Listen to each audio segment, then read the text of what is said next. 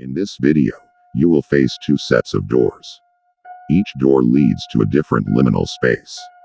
These spaces were all created by BBG members from different corners of the community.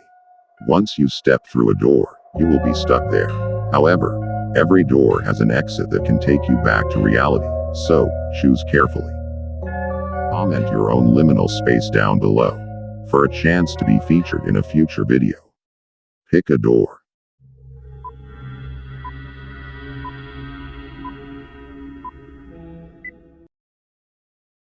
Door 1.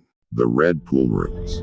You enter an endless complex of indoor swimming pools, where pale blue and white tiles cover every surface. Walkable sections separate each pool, with narrow pathways and metal ladders at the edges. However, the water in each pool appears thick and red, and the air is warm and damp, heavy with the smell of rust and chlorine. The water does not move. It sits perfectly still like glass. Try to walk carefully along the pathways, and do not slip on the wet tiles. Food is scarce. Occasionally you find a small plastic tray on the walkway, with a wrapped sandwich and a bottle of water, always at room temperature. To escape, you must find a pool with a red handprint on the tile edge. Once you find it, you must lower yourself into the red liquid, then hold your breath and stay fully submerged for 30 full seconds. The liquid is thick and warm. You will want to surface early, but do not. If you fail to stay submerged, you can always try again. After 30 seconds, a drain will open beneath you, and you will be pulled down into a dry tunnel. At the end of the tunnel is a heavy metal door with a wheel. Turn the wheel, and you will escape. Door 2. The Moonlit Beach. You arrive on an endless beach that never sees daylight. The sky is always dark, illuminated only by a pale full moon that hangs low and still. The waves crash gently, and the sand stretches infinitely in both directions. Every 15 minutes, you hear the distant hum of an aircraft approaching from the north. A low-flying cargo aircraft with blinking red and white navigation lights. You can see its lights long before it passes overhead, and they cast a faint glow on the beach as it roars past. The plane drops supply crates that land softly on the sand, each one equipped with a small flashing light so you can find them in the dark. Inside the crates you will find food, fresh water, but sometimes it will contain clothes, sometimes a flashlight, and many other random objects that will help you survive. The food varies, but it is always edible. However, there is a rule you must never forget. If you stand within 10 feet of anything that looks like a pillar, the plane will veer off course and fly directly into you. Pillars can be lampposts, driftwood standing upright, tall rocks, or any structure that rises vertically from the sand. You will need to learn to recognize them and keep your distance. The plane will only strike if you are near a pillar when it passes overhead. Each supply crate that lands has a low chance of coming with a door inside. The door is wooden, slightly smaller than a normal door, but it stands upright on the sand. And on the other side of the door will be your house. Step through it, and escape. Door 3. You arrive in a place where the concept of light does not exist. There are no walls, no floor, no ceiling, and no visible horizon. You cannot see your own body, only feel your own breathing and heartbeat. This is a space made entirely of nothing. As you move forward, your hands brush against objects that seem to appear out of nowhere. You will never feel the same object twice. Some are cold and metallic, others are soft and damp, but none of them are familiar. The further you walk, the more your mind begins to betray you. You start to see flashes of memories that do not belong to you. Moments from parallel lives. A childhood you never lived. Decisions you never made. People you have never met. You will begin to forget which memories are yours, and which belong to someone else. To escape, you have two paths. The first is to keep moving, until your hands find a latch that opens a door filled with light. The second is to recognize a memory that is truly yours. And when you do, you must shout that you are real. If you choose the first path, you must trust your hands and keep moving forward. If you choose the second path, You must search through the fragments of your own mind, and hold on to one truth that cannot be taken from you. If you fail, you will lose yourself here forever. Good luck. Door 4. The unfair prison.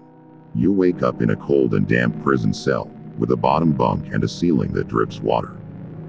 Above you sleeps Big Barry, a massive inmate who will crush you if his bunk collapses. He refuses to let you take the top bunk.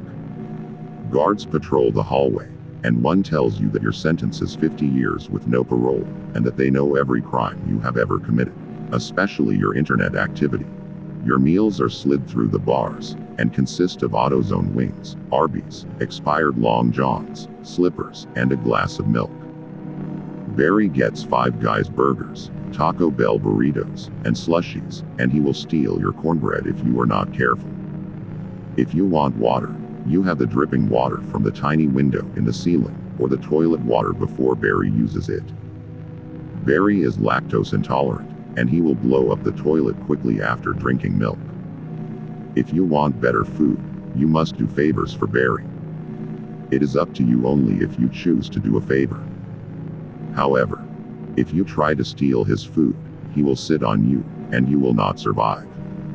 At night after curfew, you will hear noises from other cells, and if you hear a baton knock on your cell door, do not make a sound. The warden is listening for you, and he does not like you.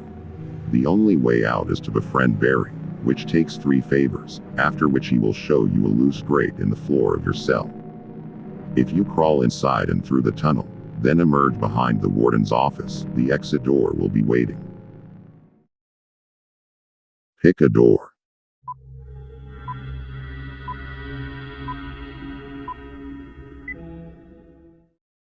Door 1. The Flytrap Forest. You find yourself in a jungle made entirely of flytraps. The flytraps vary in size. Some are as small as your fist, others grow as large as a car, with their jaws open and waiting. The ground is soft and damp beneath your feet. The air is humid and still. There are no insects anywhere. The only living things are the flytraps around you. They are slow to react, but if you walk directly over an open mouth, it will begin to close around you. Most give you time to react, yet others will snap shut instantly. If you become trapped, you can pry them open with enough strength. Inside some of the closed flytraps you may find food and supplies. The food is mostly fruits and vegetables, fresh and unwrapped. Sometimes you find meat as well, though it is unclear where it came from. One of the closed flytraps contains a door, which will take you back to the real world. You will know when you find it. Its leaves appear tougher and more worn. But you must wait for this flytrap to open on its own, as it is more durable than the others. It may take days, but once it opens, you can step through the door and escape. Door 2. The After Hours School. You step through the door into an empty high school at dusk. Outside the windows, the sky is caught in a permanent late evening. The hallways stretch in both directions, lined with lockers and faded bulletin boards. The school is mostly unlit, but your eyes adjust enough to see. Every 4 hours, one room in the school will turn its lights on automatically. Inside that room, food and drinks are laid out on the tables, with fresh meals and bottled water. You must find that room before the 4 hours are up. Once the time ends, the lights will turn off and all food inside will vanish. You must then move to the next room that lights up. The pattern is predictable if you pay attention. Vending machines work. They dispense snacks and drinks, but you should save them. There is an entity that roams the halls. It is relentless, and it never stops moving. It is very hostile but not very fast. The lights are its weakness, and it will stay far away from any bright light. It is blinded by the lights, yet it cannot sleep until it feels your touch. While you are inside your allocated room, you are completely safe.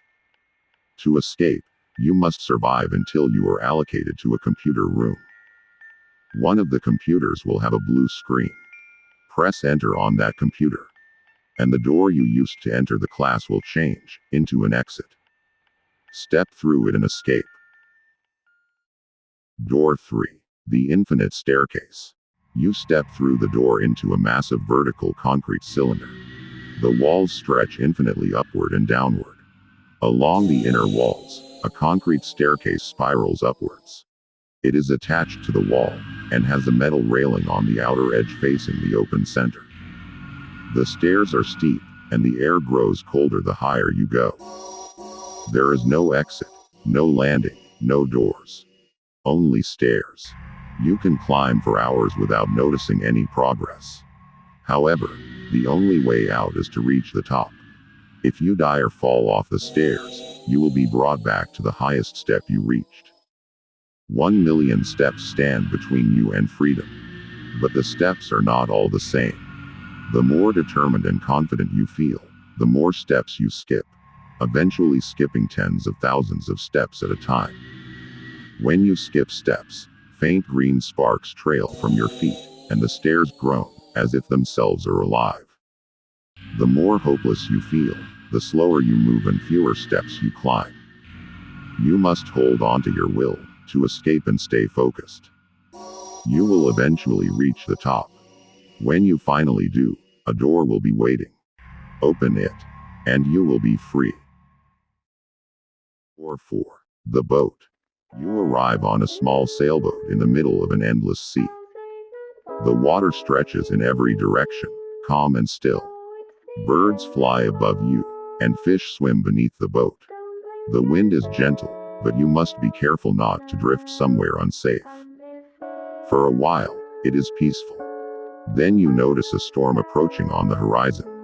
The sky darkens, and the water begins to move roughly.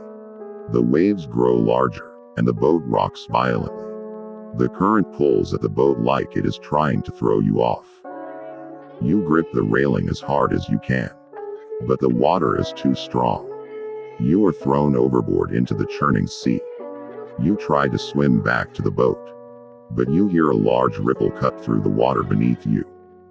A great white shark is circling below.